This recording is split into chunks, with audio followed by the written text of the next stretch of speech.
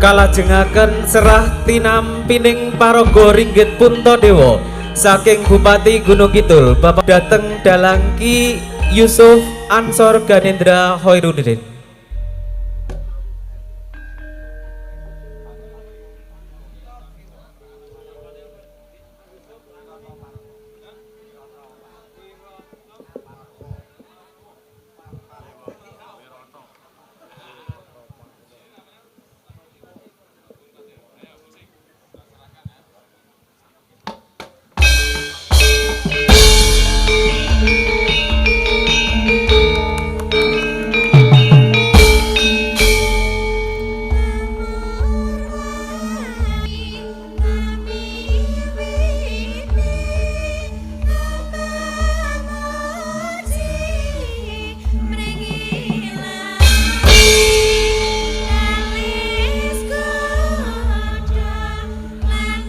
Kasuwun Bupati Gunung Kidul lan para tamu undangan lenggah wonten palenggahan ingkang sampun kasumaken.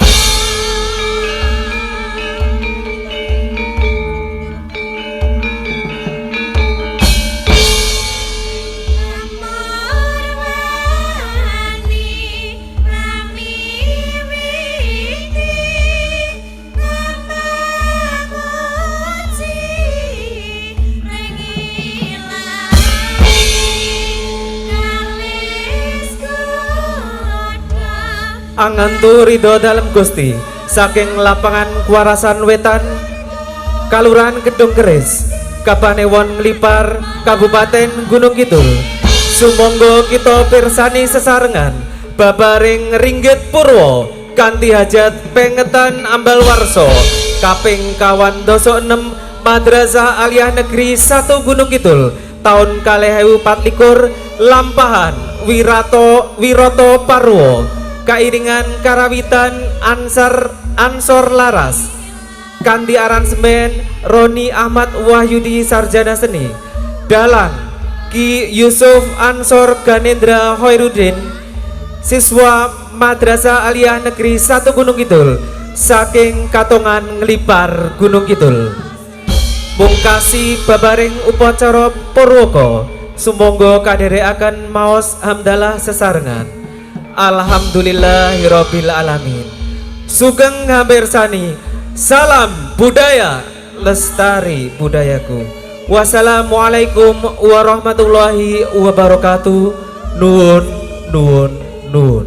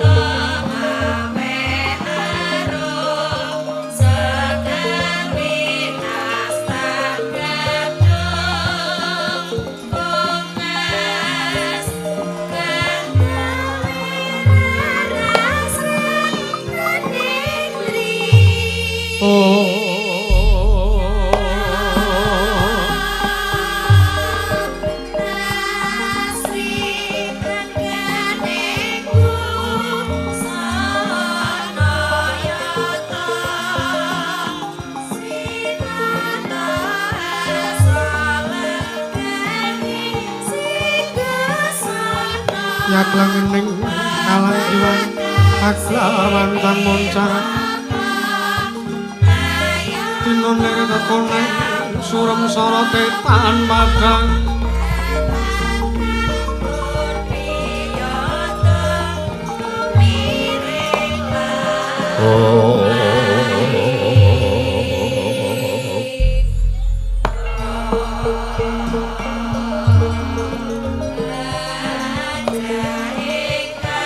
Guan sembah niring ulun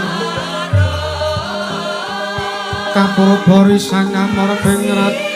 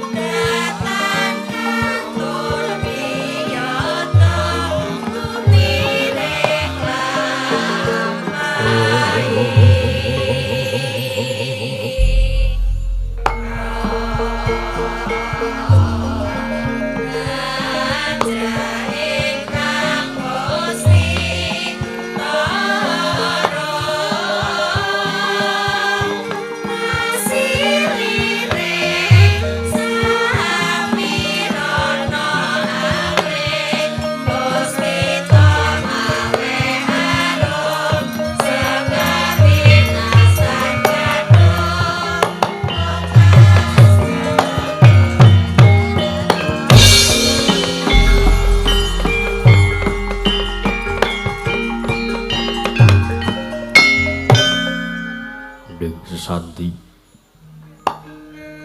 Nur kumaraning rat pramudita sinabuh gandhengan ulun narbuka pewaraning kondhok kinuping langening budaya luhur bredadya tapa palupi marsudi teteking dharma ngreh kautaman desa juga purwakaning kondo dinarik runtuting basa tuwek kuno pemusu rasa yen narasaya karaos mulajari anggara sawani uruhing diri rasa rumangsang rumangsani nirjalma ngilu kaca jarweh wis rinakop caing carita lo becik wis gemelar jroning pagelaran Jago Candra mrisani Pakurwa Surya Tandra darum yang kartika wis kena buku trate kawasa sahari ratri angidri bawana prawateking dosina gilir gumanti temah dadi petanganing dina sasi Parsi Windu kang sarta abad Dadunglan pangkar tumangkar kesini rampun kaya jawa pati gerbyak dadya padhang kutu-kutu angat uga Brunono yang berontoi dado braratan pawijalan padhang trawangan sinari sang Hyang Renawi ingkang arsa merbabani jagat tungging jagat wetan tumunggup-munggup mungguing kalinganku kerabang merangga lamun kaing sayang dilan-dilato bumi saya tahu sumber sang Hyang Araka kados seblakanan kula ngabengis jenar kabur bawa sinari sang Hyang Basanta tanem tukaton ijo ruyo-ruyo hamangku gunung ingkang biru moyo-moyo pucing gunung iki lan kedanu kasiring Prabanjana lenggat lenggut nganti kaya gunung Makutha Mega tanpa tawis dangu soleh kawulodasi dene rasa ngapuyi buka garap Tegal Sawahi anglu sira tatanana pedhote sinambi sendonan sesindenan mikul garul kuning anggiring raja kayane sawane ana pirembagan sumur wanggi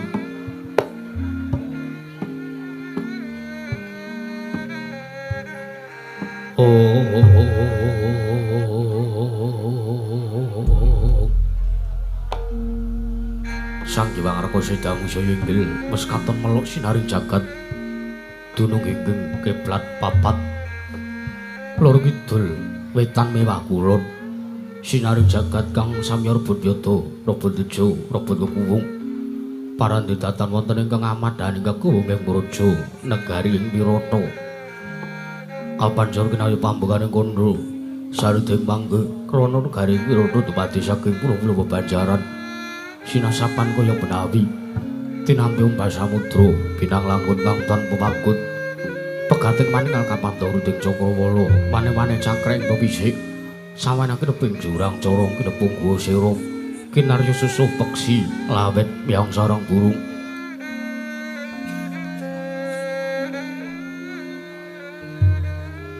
pategalan gopole jeng ngarep kudungane ambek woi wonten ugi pasisir antar sasana jembar kebegaring pasir gumlaring garis pinggir tanem tuwa angger boyong royo-royo karang kitri rowe-rowe ron klopo bumi subur pasiden mawur satengah tinandur mangkar tumangkar kawriyan dadi gunung-gunung bebanjengan angrangsang langgeng lenggak-lenggok lambai toya mijil saking sendang-sendang ning nirtane iline pinara para pelayune dirampi waduk binentung-bentung kinarya hangileni sawah meang pategalaning nara gesmo mokal pangoleng tetani bebasan datanana bisa cenggeng selo sedoti nanduran kang murakabi pandya blari siang dar pasabinan nyaya rukmi sari kang pirangga pratiwi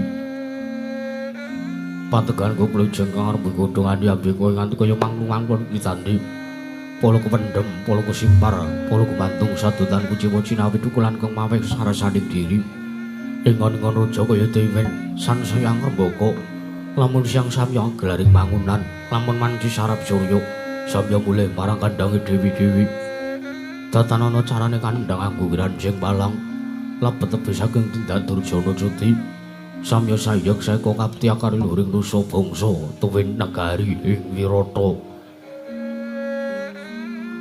ana ngimbangi gunung anggung ngrineksa mrih lestari run tumurun rah tumerah sadaya dadi huru garakaning lengkungan langkung-langkung lamun tinaliti sampun samya samet ing sesanggeman sepen tebe saking tindasan sisinan saya wada winada ananging lumamat sinamatan daya dinayan sawiji-wiji mapan sejatine jejiban kang pinuji tempah mawujud manunggaling cipta rasa karsa ambabar karya kenging binasake negari ing Wirata naeka semulagi banjik parang jaman kecana panjang munjung pasir pamukira jinawi gemah ripah karta tata turaharja dasar negara kang gedhe bore padhang jagati dhuwur kuwise tata adukun jarane turta kasusuring manca praja lah Jentawahu ingkang asta pusarane ngadel bangsa negari Wirata wenangira den ucapna dosa namane Sang Nata Dasa 10 nama wis mestani jejuluk Sang Nata Prabu Sri Maharaja Bagindo Masmawati Yorat yo Sang Prabu Durgandana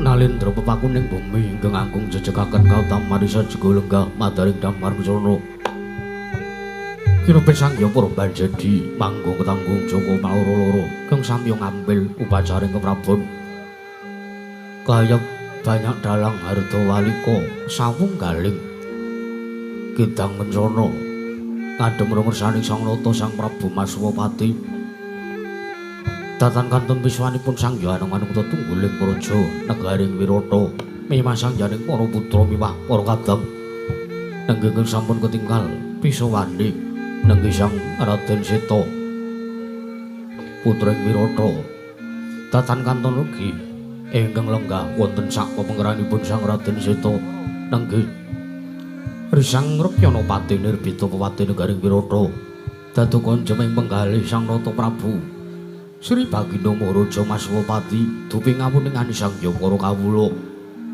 andher mlabar yayah samudra datanpa tebi samya gandeng pasisiran jejel riyel repet pepet bibit prasasatata pandenggol datanpa selo labet sakadhang para sibu ing jawi mludak gendera rontik umbul-umbul kekitrang ngendanu yaya munding mangsa labu payu megar mendi jamur baret ing mangsa rendeng Tumbah ngrangap kojati ngarang mongso katiga panantian tidem jinem madaning pasewakan negaring Pirata. Nadan kuduan datanon kungubah sampira datar wampah kabeh arsa mongso araning Pradangga. Mewah pangling paranggana sigra urmani pangandikan. Dadung pangling pandika Sang Prabu Durga ingkang dereng kababaring lisan.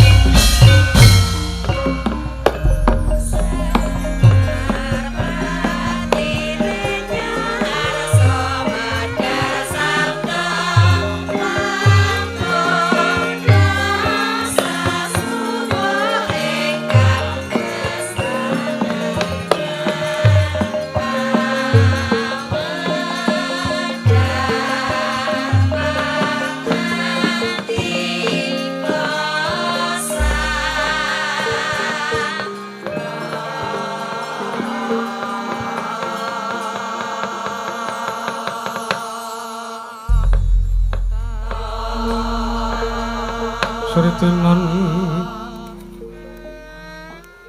ning pasewakan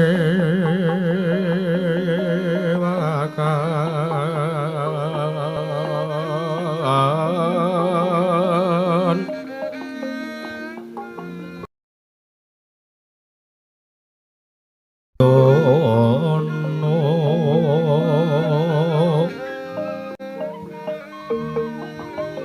nyuwang panjrah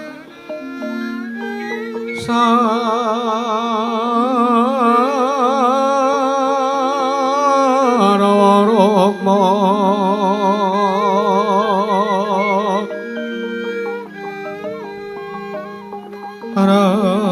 ranggeng manik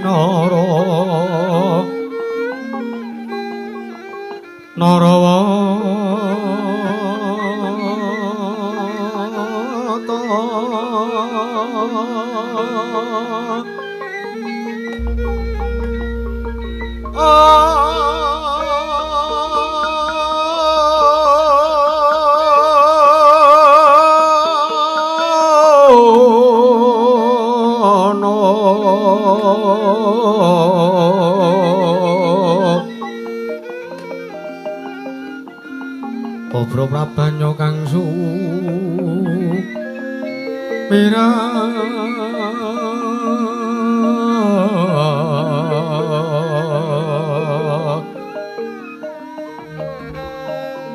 kenyaring tejo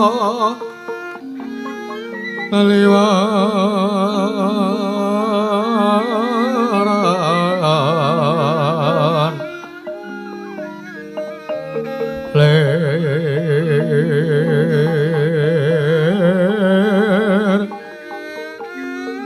ke lat sisireng dadet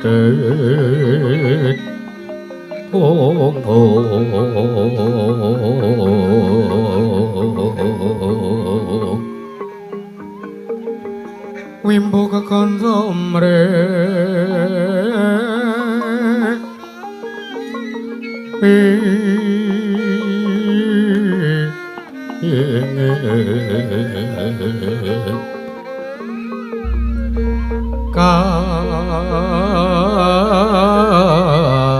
tiuping maroto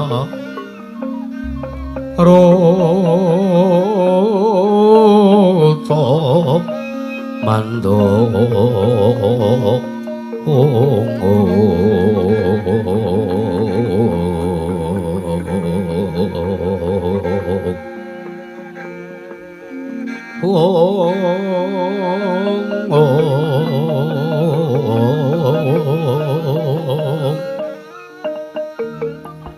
saparan mangambar kongas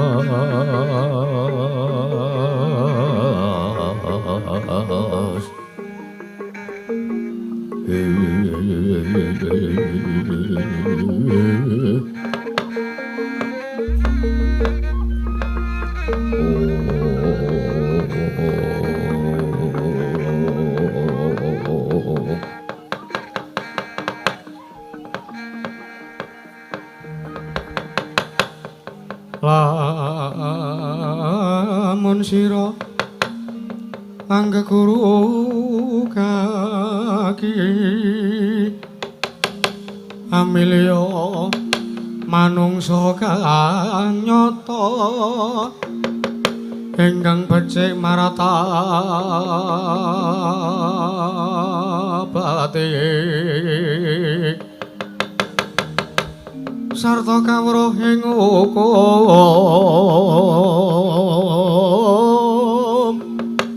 kang ibadah lan rangi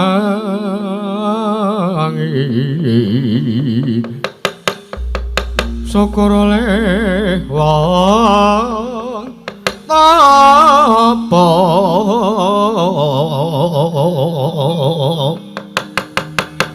ingkang was mungkal tan mikir pawehing liyan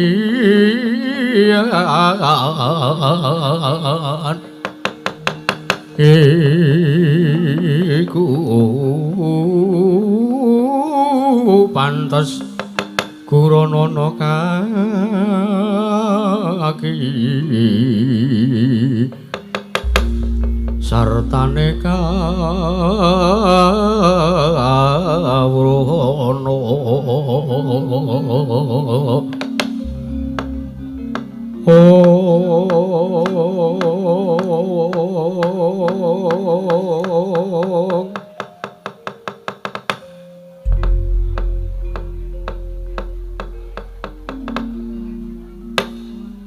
Niwang Sukmana mangadri nuwi ana sasmintaning sun jagat wasisaning Bathara bawana langgeng sinunggi datan awrat ora mengko dhisik patih Nirbita sira rekyana patih Nirbita ingsun awe ingsun wiji sowan ana ngarsaning manira ndadekake kaget penggalihira dene sira ingsun caketake ana ngarsaning manira patih Nirbita Baunuk nriki diwaji sembahan kula kepareng dono namit pasang Kalimantabi tinebena ing Nilodoni dumawahing tawang towang linepat ing tolak mandu sinipun pareng padu Gusti kula Sang Nata Sang Sinuwun Prabu Sri Baginda Maharaja Maswawati animbali dumateng wiswanipun ingkang abdi kepatihan ing jawi sanget kuwatosing manah Pindoron Salombo pinanjering alun-alun Komitra Caruk Maras nanging sareng wonten ngarsa paduka tebih saking ngraos kemarasan sinuwun diwaji sembahan kula pengayoman kula wonten ing Madyapada prapteng delahan baunuk niki kanthi pananggon sira ingsun percaya minangka dadi badal wakil ingsun marata diake pranata tata rakiting kaprajan negara ing Wirata aturna kelawan panjenengan ingsun samendhang aja nganti kang karempin Patih Nirbita menawi padukan dang bab tata rakiting kaprajan tartentu sadotan badhe nguci wani para kawula samya sayek seka kaptyang karo ring nusa bangsa tuwin negaring Wirata sinuwun pendhaipun para prajurit ingkang boten kendhat anggenipun tansah gladhen ulah kidharing perang sawanci-wanci praja paduka katempuh parang mukuk tartentu boten badhe anggep kunca paduka Gusti Sang Nata Sang Sri Baginda Maharaja Prabu Maswawati sinuwun ingkang abdi kepatihan rembukan sampurna putung semoga bandemna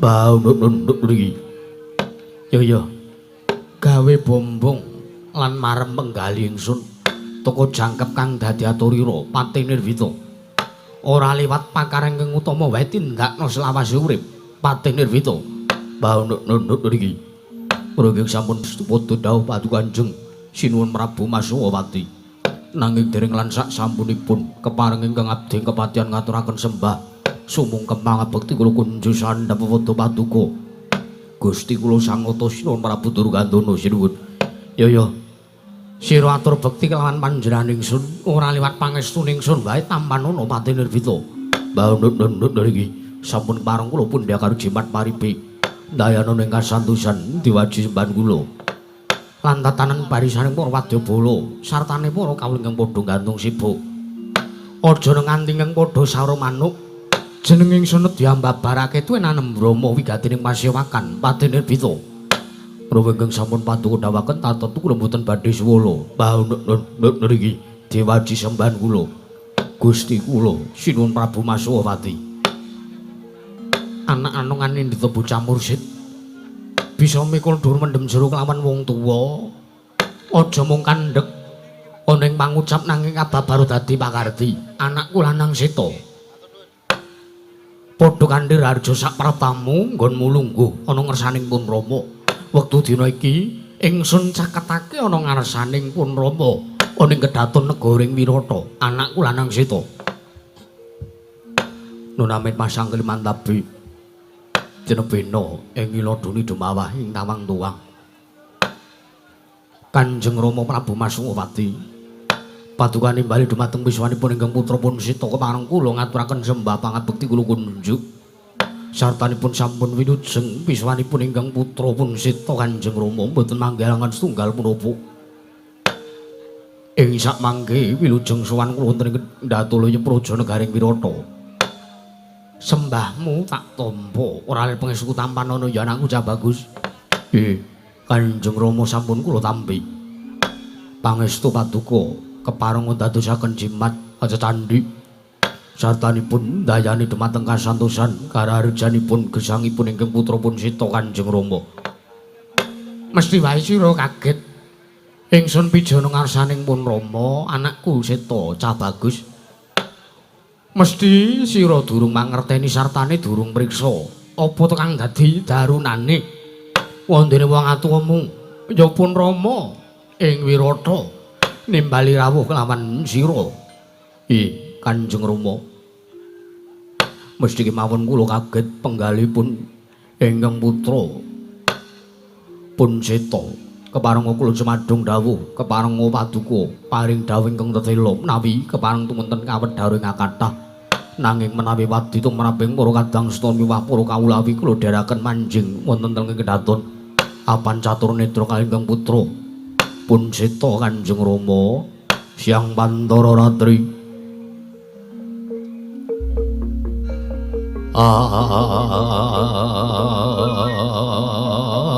Mung cipta pukulun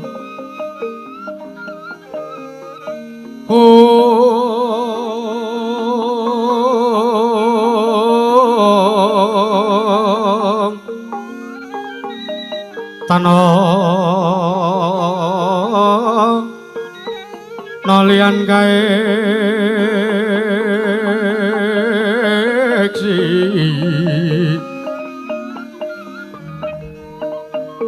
mila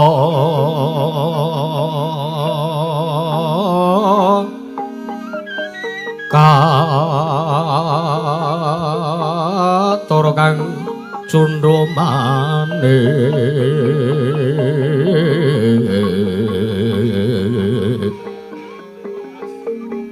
prasasat rageng nyuwang kagungan to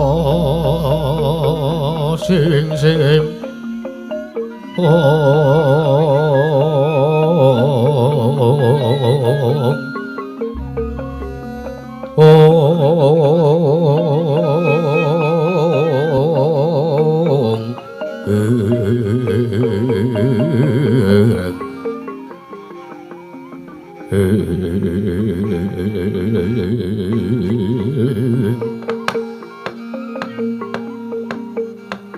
jagat pangestu wayah pro jagat Seta wonten dawuh apa kang dadi sababe dening wong atuwamu ing Wirata nimbali kelawan kowe aku ora nimbali kelawan kadangmu aku ora nimbali kelawan adi-adimu utawa kelawan prasangka kuwi ana dasare waduh kanthi dasar menapa wondene paduka animbali dumateng ingkang putrapun Seta kemawon mboten nganti kelawan kadang-kadang kula yayu utara mimayayi prasangka menapa wonten kaluputan ingkang sampun kula lampahi lan ing samangke menawi jenengan Kanjeng Rama badhe anyendu dumateng ingkang putrapun Seta kula aturi paring dawuh dosa menapa kemawon kula mboten badhe suwala anggenipun nampi paukuman saking jenengan Kanjeng Rama Prabu Maswapati. Seta wonten dawuh dudu kang perkara kowe duweni luput tumrap kaprajan negara Wirata kuwi babar pisan dudu nanging mesti wae kowe ra ya nyumurupi kanan negara ing Wirata ingkang wektu dina iki wis ana sapta ari kalungguhan sak mengko iki pamanmu ing kadipaten negara ing Wirata sajak arep merong kampuh jinggo sajak arep lerwa sartane sajak arep ninggalake marang kewajibane ning atase negara Wirata iki rak mung siji to. Negara ing Wirata iki rak mung siji nalendrane, ora liya ya mung atuwamu ing Wirata, ya panjenengan ingsun iki ya Prabu Maswapati. Nanging mbuh sababe apa Seta? Mbuh sababe apa lah kok dadi ana kasepuhan nglawan Kaneman? Aku bingung. Pun Rama bingung kepiye nggonku bakal ngrampungi perkara ingkang wis kelakon iki. Tak jaluk sira majaku Seta ngerti ya. kanane wong atuamu sungkawane wong atuamu tak jaluk sira sita ngerti ya Kirya. Nuwun sewu Kanjeng Rama. Babakan perkawis kadipaten utawi kasepuhan kalian Kaneman menika kula nuwun sewu. Gandeng jenengipun menapa kalian paman kula Paman Rupa Kenca kalian Kencaka Rupa. Kalian Paman Rajamala. Kok sik apa kowe ora weruh? Apa kowe ora weruh? Ning atase wong atuamu iki senajan kowe ora mangerteni ning wong atuamu sing ngrasake. Wong atuamu sing mikir, wong atuamu sing menggalih coba to. Ning atase aku ki kadange tuwa, ning atase panjenengan sing kadang perdone. Adik-adikku telu sak karone, adikku sak kloron Rupa Kenca kawani Kencaka Rupa. Lah kok aku disin-isin ning ngarepe kawula akeh. Sinengga Prabu Maswapati iki ora iso ngayomi kawula akeh. Sinengga Prabu Durgandana kuwi ora iso ngayomi marang kawula semene mbane. Mula pamanmu adreng. Pamanmu adreng kepengin ngukuhi negara Wirata srana nganake adon-adon menungsa. Ngurun jago wiring kuning sakmono saka kasepan dijaluki jago. Kuwi ora liya ya mung kanggo ngetok sartane ya mung kanggo gawe giris penggalihipun Rama. Mula suwanmu tak caketake iki tak jaluki go pamrayogamu ya nggih tulung ngerti marang kahanane wong atuamu. Tak jaluk iso ngewangi madhangke kanan negara Wirata anakku Seta. Sikra-sikra yen permana ganca sikra ngrakit nawang sesangka nawangsa sangga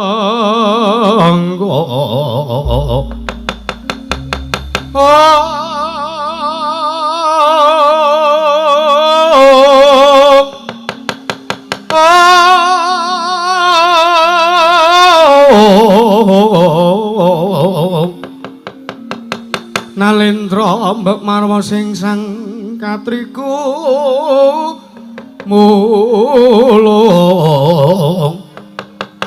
katriku mulung mangrompaing wadya kurta kurore kakiri-kiri Kula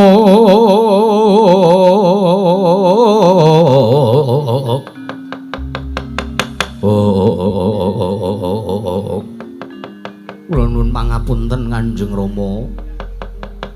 Babakan kula nampi dawuh pangandika paduka pun Kanjeng Rama Maswapati kula mriku saestu. Menawi dipun keparengaken matur kula menika ugi sampun nampi dawuh pangandikan saking paman kula Rupa Kenca, Paman Kencaka Rupa miwah Paman Rajamala. Kepiye? Kowe didhawuhi apa? Kowe diuneni apa? Kowe diuneni apa karo pamanmu? Ana atur apa sing diaturke karo adikku sak kloron kelawan kowe? Matur kelawan watuamu yen to nalisir saka ngrengger kautaman.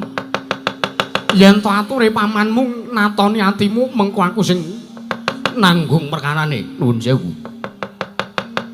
Mboten kateges kula menika pikantuk swara ingkang mboten prayoga menika mboten. Nanging Paman Rupa Kenca miwah Paman Kencaka Rupa miwah Paman Rajamala menika ugi sampun dawuh kelawan ingkang putra pun Seta supados ngurun jago wiring kuning saking kasepuhan. Awit boten sanes kejawi amung jago saking Kaneman boten sanes namung Paman Rajamala. Nalika samangke kula dipun timbali wonten kadipaten ing Wirata, kula dipun dawuhi supados-pados jago saking kasepuhan. Lah piye? Lah piye? Wah edan. Cemplung penggalih wong atuamu sareng kowe ya wis didhawuhi karo pamanmu. Kepiye? Apa ya wis kelakon entuk jago saka kasepuhan Seta? Nggih, pangestunipun sampun. Walah dalah, syukur binagi sewu. Banjur sapa sing mbok patah dadi jago wiring kuning saka kasepuhan? Nggih. Nuwun sewu. Enggeng kula patah dados jago, kula dawuhi dados jago manjeng. Wonten ing Blabar Kawat Kentheng Waja Jangat Sinencang menika namung putra saking padusunan, lari saking padusunan inggih menika menawi mboten klentu lho menika. Asmanipun menawi mboten klentu jenengipun menika Jagal Abilawa.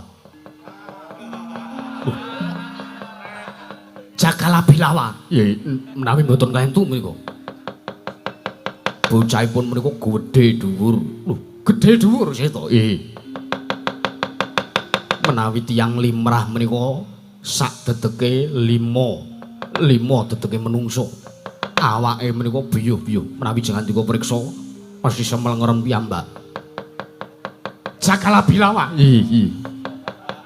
edan aku kok pengen mangerteni kelawan bocah saka dusun kan diseto saking dusun Perjagalan menika putranipun Demang Jagal Welakas putranipun Risang Jagal Welakas saking dusun Perjagalan wis timbalono kon suwana ning kraton negara Wirata aku kepengin sak pejagong kelawan Jakala Bilawa nyun pamit madal pasilan ngati-ati aja kaya bocah cilik anakku lanang seto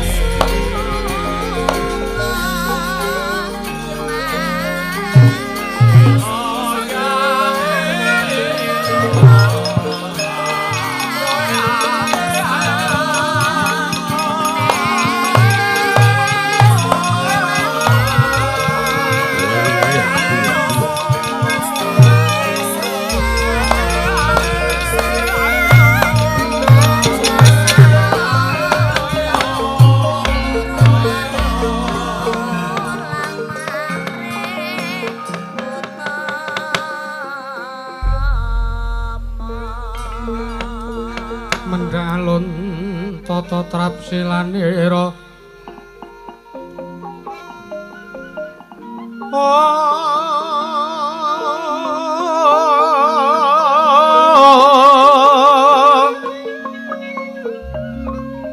ngajamaken astanira kalih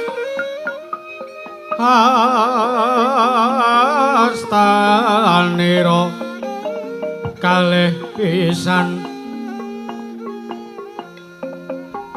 yen ngandika magawe banta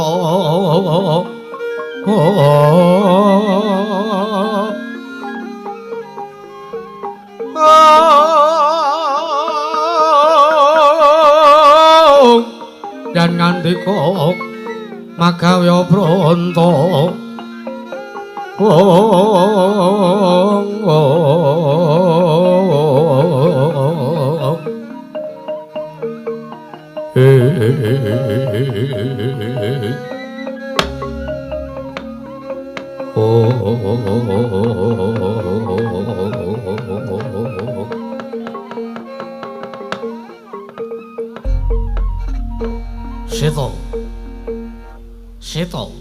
Anakku lanang, Seto. Monggo kula dhiraken nendi. Nuwun sewu. Waduh. Maklap Kanjeng Rama. Wonten. Mula nek awan ki turu. Wayah nyambut gawe kok ler-leran dengklak dengkluk. Kados pundi? Apa iki jago sing mbok kandhake mau? Nggih menika. Edian.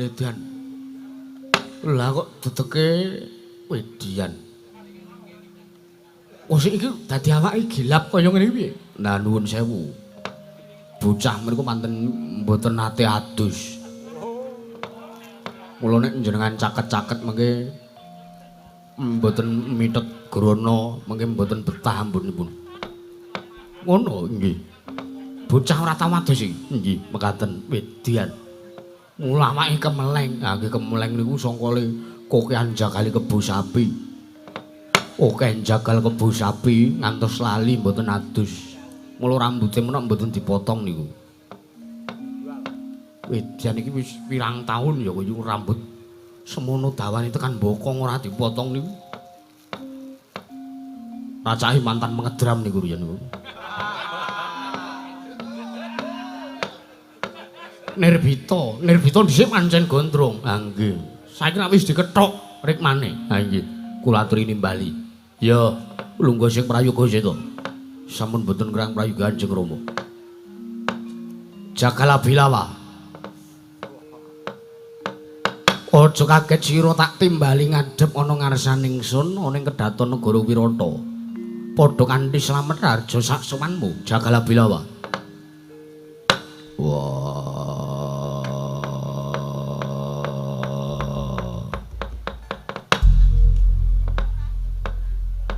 Yo.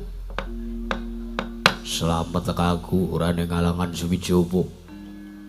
Aku mung arep takon. Kowe arep takon apa? Apa negara Wirata kuwi ora duwe kipas? Lho. Lire piye? Ana kipas malah didungluk ning lemah karepe kepiye?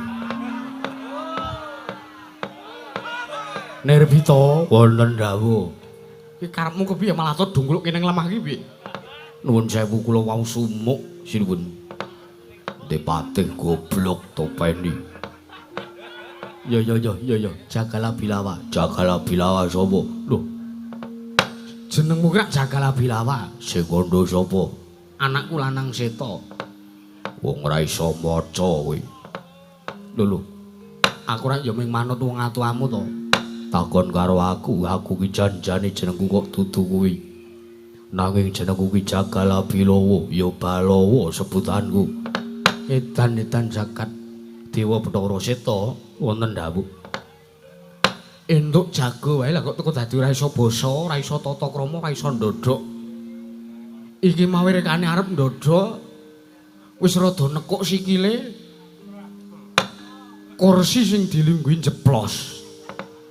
Langgu sangka gedene bobote rak 3 ton men menten niku. Edan. Slamet tekamu Jagal Bilawa. Slamet tekaku. Wah, aku ya mung manut aku tidak ditimbali didhawuhi supaya aku sowan ning Prajanegara Wirata karo sing jenenge Raden Seta. Aku ya wis manut wae tekan kene mbuh aku kon ngopo. Aku durung ngerti. Lho. Ning kowe wis ngerti karo panjenengan ingsun? Durung. Lho. Seta wonten dawuh. Iki mesti urung dadi ngerti karo aku. Jagal Bilawa. Raden Seta piye? Iki wong atuwaku iki Nalendra Wirata Prabu Masuwapati. Ya mbok yo omong ngono ket mau. Aku kon tekan Wirata kene aku ora ngerti apa wigatine. Lagi wae aku rampung jagal kebo sapi. Lagi wae iwak daging sapi karo kebo arep tak aturke ning negara Wirata. Malah kowe wis dawuh aku kon sowane ning kene. Saiki aku tak takon karo Prabu Masuwapati. Kowe arep takon apa, Balawa? Anane aku dikanthi tekan kene iki kon ngopo? Lho, mestine kowe wis diparingi dawuh kelawan anakku Seta. Yen to mung manut dawuh anakmu Seta, ya Raden Seta sing dawuh karo aku mau. Aku diganti ning Praja Negara Wirata iki aku dikon dadi jago saka kasepuhan. Mergo kadangmu sing jenenge Raja Mala ya Raden Raja Mala karo Adipati Rupa Kenca lan Kecaka Rupa. Sajarep merang kampuh jinggo. Sajarep gawe kadipaten dhewe tumuli kepengin nganake adon-adon menungso. Sing dadekake jago saka kasepuhan ora liya ya mung aku ya Jagal Bilawa. Ya pancen mangkono Balawa. Pancen mestine mangkono. Lah piye? Kowe gelem apa ora? Waton sing dawuhi Nayaka Praja sartane Ratu Wirata aku sagu-sagu wae. Nenen sing dawuhi aku mung kere-kere aku ora sudi mangkat. Yo. Sing baku kowe gelem apa ora? Kowe dadi jago saka kasepuhan kowe gelem? Gelem.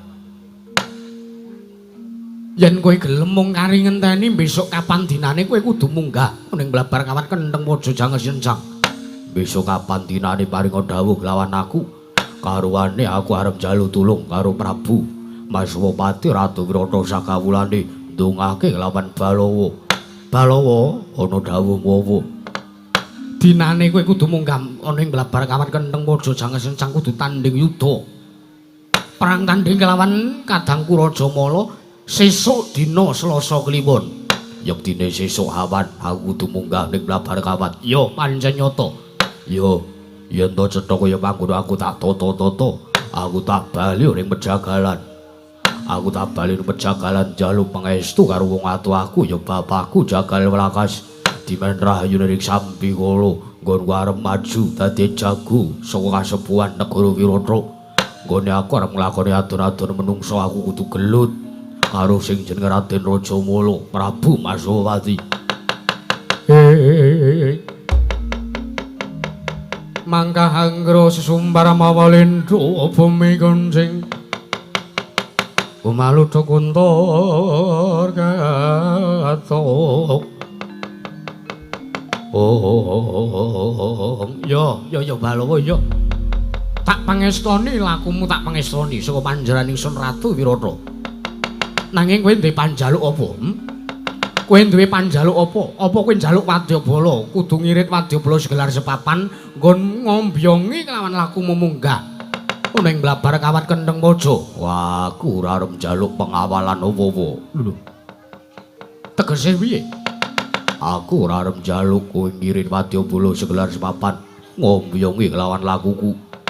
Mundah mengko mung nyrimpeti nggon arep munggah ning Blabar Kawat Kendheng Waja. Ya mung aku njaluk siji karo kowe. Kowe arep njaluk apa? Dongamu aja ngasih kendhat nggonku arep tanding nglawan adimu Raden Raja Mala.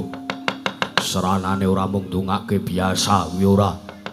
Ora mung sajuga dongake nanging aku njaluk 3 dina 3 bengi Ratu Wirata saknayakane karo kawulane aja ana sing mangan, aja ana sing ngombe 3 dina 3 bengi. Kudu munggah manekung ning sanggar pelanggatan manekung puja-puja ngersane Gusti ndongake kelawan kamenangane Balawa saguh apa ora. Seta wonten dawuh piye iki? Lah nek mengken mboten mangan mboten ngombe 3 dina 3 bengi ken ndongake Balawa nggih saguh mawon. Yo aku saguh Balawa. Yen to 3 dina 3 bengi panjenengan ingsun sak kawula negara Wirata karo Nayakaku kudu ndongake karo kowe. Ora kena turu, ora kena mangan, ora kena ngombe aku saguh. Yo. Nanging dudu mung kuwi, isih ana siji meneh syarate. Syarate apa? Jerone 3 dina 3 bengi ora mangan, ora ngombe sartane ora nindra. Kowe uga kudu 3 dina 3 bengi aja ngasih kumpul, aja ngasih campur karo garwane. Lho. Balawa, Prabu Maswapati. Nek sing siji iki rada abot Balawa. Wose kowe gelem apa ora? Sing baku jero 3 dina 3 bengi. Ora mangan, ora ngombe, ora sare, uga ora campur karo wong wadon, ora mung bojone, nadyan to sesideman ning jaba-jaba uga ora kena dicaketi. Waduh. Piye? Abot Balawa, abot Balawa, mbok yo sing enteng-enteng wae. Wiwi sing paling eneng tumrape Jagal Bilowo. Kowe sing gelem ya iya. Ya dilakoni, ora gelem yen to pancen kowe ora arep nglakoni. Kepeksane aku ora sida menang mungsu Adi Murajamala. Wah, ya wis ya wis. Wis kana budhalo. Tata-tata samapta ing gati sawe going diri. Babakan syarat srana nggone 3 dina, 3 bengi ora nendra, ora mangan, ora ngombe, sartane ora kumpul karo garwane, kuwi perkara mengko dipikir-kiri. Ora usah gagap-gagap lek ngomong. Omong wae yen to kowe ora betah ngempet 3 dina 3 bengi. Beng 3 dina 3 bengi kok. Ora ngelingi jaman 2 taun kepungkur, 2 taun ora kena campur karo bojone. Beng 3 dina 3 bengi, koli sambat sonjong boyo nganti kaya le abot-aboto. Ya wis ya wis ya wis ya wis ya wis. Wis Balawa budhalo. Aku ora betah ambumu ning kene. Aku budal aku jalu donga pangestu karo kowe. Sing ati-ati aja kaya bocah cilik, ngati-ati. Ngati-ati tata-tata sing tenanan kudu menang. Kowe dadi jago saka kasepuhan Balawa. Jalu pamit Prabu Maswawati.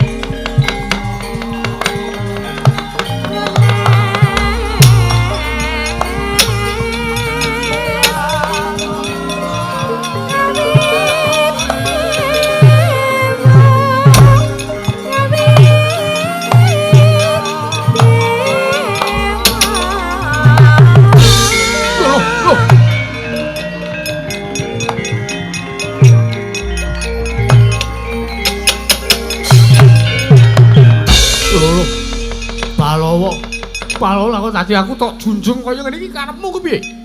Prabu Maswapati Muratadyagi, wengana lawang batinmu. Sawangen jagati Jagal Bilowo nganggo paningal batin jati permono. Yen to katon doyong jagati Jagal Bilowo teges ora bakal lulus. Nggonku tanding yudha kelawan Kadang Murajamala.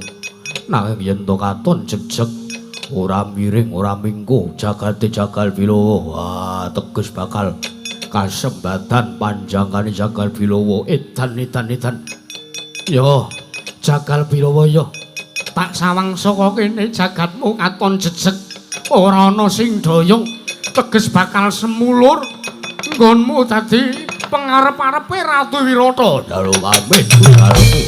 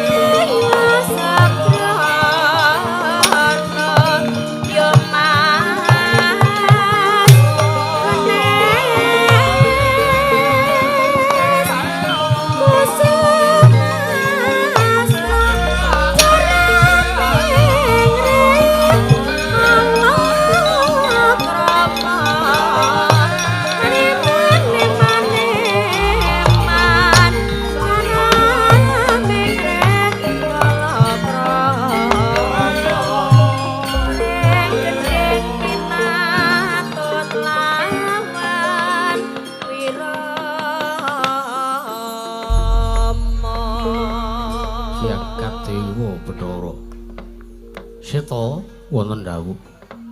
Edrian, aku ki wis mataun-taun dadi nalendra lagi iki. Aku dijunjung karo bocah wingi sore. Mongko leh nglungguhke aku ki ora kanthi sing prayoga. Aku digejloke sak kayange. Aduh. Untung ora coplok penku ning boyok iki. Edan. Lah kok dadi bocah saka pejagalan kaya ngono trajangane ngawur ora jamak-jamak. Nuwun sewu Kanjeng Rama, mbok bilih awit saking pedamelanipun meniku namung jagal kebo sapi. Mbok bilih ketuntu anggenipun nyambut damel, ya wis ora dadi ngopo sing baku. Sing baku jurune 3 dina 3 bengi iki panjenengan ingsun dawuh kelawan sira. Sartane kabeh nayaka punggawa saka negara ing Wirata supayane aja nendra. Aja dahar sartane aja ngunjuk. Ora liya mung manjing ana ing sanggar pelanggatan manungkung puja-puja ana ngarsaning Gusti. Ndongake kelawan kalisih si Jagal Bilawa nggone bakal munggah ana ing blabar kawat kendeng waja jangan sinenjang tanding yuda lan adiku Raja Mala. Mekaten. Yo. Setunggal malih Kanjeng Rama. Apa? Mboten angsal campur kalian tiyang setri. Ya kuwi. Wis mengko dirembuk keri wae seta. Kuwi mau mengko dirembuk keri siki. Lho, nuwun sewu.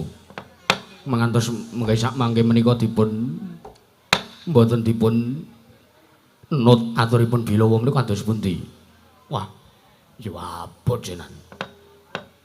Ha inggih, mula saking mriku kula aturi manut ndaraturipun Jagal Bilawa kemawon. Ya wis seta, ya sing baku kabeh ditata samemta ing gati sawe going diri kabeh kawula Wirata dikandhani ya babakan dawuh ingsun kang kuwi mau nggih ngestakaken dawuh yen pamit madal pasilan ngati-ati aja kebocah cilik Patih Nirvita wonten dawuh sinuwun bubanu kang padha sibuk jeneng Sanadya Kundur Kedaton nuwun ngestakaken dawuh kemareng yen pamit madal pasilan ngati-ati aja kowe bocah cilik kaya wis ora ana dawuh maneh Patih Nirvita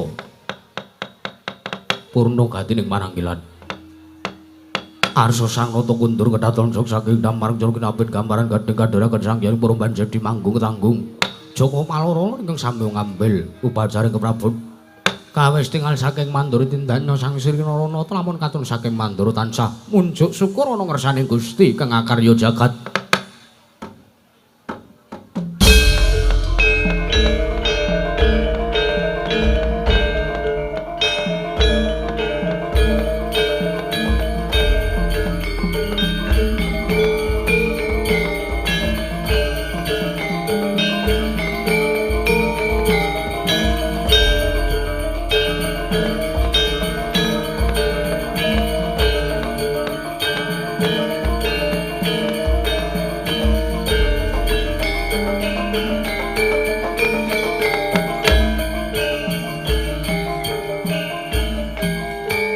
Oh